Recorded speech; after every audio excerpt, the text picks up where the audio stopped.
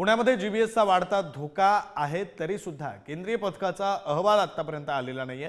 27 जानेवारीला केंद्रीय पथकाने पुण्यात येऊन आढावा घेतला होता। केंद्रीय पथकाच्या भेटीनंतर 2 दिवसात अहवाल येणं अपेक्षित होतं, मात्र 10 ते 11 दिवस उलटूनही जीबीएस आजाराबाबतचा अहवाल अजूनही आलेला नाही। केंद्राकडून गुइलेन बॅरी सिंड्रोमबाबत फक्त मार्गदर्शक तत्व जारी करण्यात आले।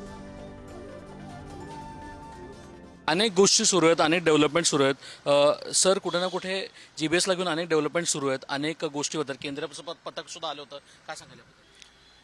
यापूर्वी सुद्धा बऱ्याच वेळेला आपण सर्वांनीच ऐकलं असेल की अतिशय चांगल्या पद्धतीनं राज्य सरकारच्या वतीनं आणि त्याचबरोबर केंद्र शासनाच्या वतीनं सुद्धा अत्यंत चांगल्या पद्धतीनं जीबी सिंड्रोमचे पेशंट्स वाढू नयेत यासाठी योग्य त्या उपाययोजना आणि सूचना अतिशय चांगल्या पद्धतीने दिल्या गेलेल्या आहेत। राज्यभरामध्ये सर्वच वैद्यकीय अधिकाऱ्यांना आणि वैद्यकीय सगळ्या आमच्या सेवांची अत्यंत चांगल्या पद्धतीनं सुविधा सज्ज करण्यात आलेली आहे। प्रश्न इतकाच आहे की पेशंटची संख्या अतिशय चांगल्या पद्धतीनं कमी होते आणि लोकांचं योग्य राईट त्यांना जो अवेअरनेस आहे, मॉनिटरिंग आहे, ते आपल्या सर्व आरोग्य विभागाच्या वतीने केला जातोय। महानगरपालिका, स्थानिक स्वराज्य संस्था त्यामध्ये सहकार्य करतात।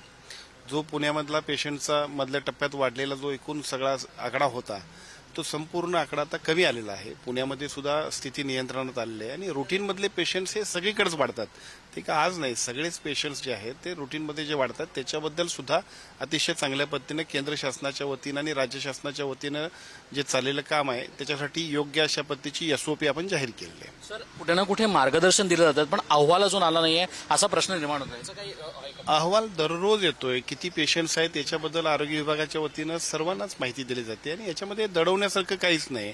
दुसरी गोष्ट अशी आहे की हा मुळातच आपण सर्वांनी एक गोष्ट लक्षात घेतली पाहिजे की हा संसर्गजन्य आजार नाही आहे।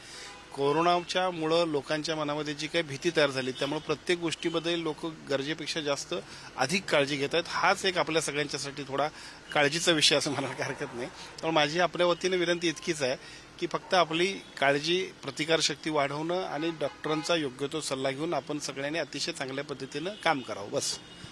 खूप धन्यवाद सर, थँक्यू। तुम्ही बघू शकता आपल्यासोबत आताच आरोग्यमंत्री होते आणि आरोग्यमंत्र्यांनी आपल्याला ते सांगितलेलं आहे कुठे ना कुठे सगळ्या गोष्टीचे मार्गदर्शन होत आहेत, अहवाल सुद्धा निघतात, त्यामुळे काळजी करण्याची कोणतीही गोष्ट नाही असं ते म्हणत आहेत। त्यासोबत श्रेयस सावंत, पुढारी न्यूज, मुंबई।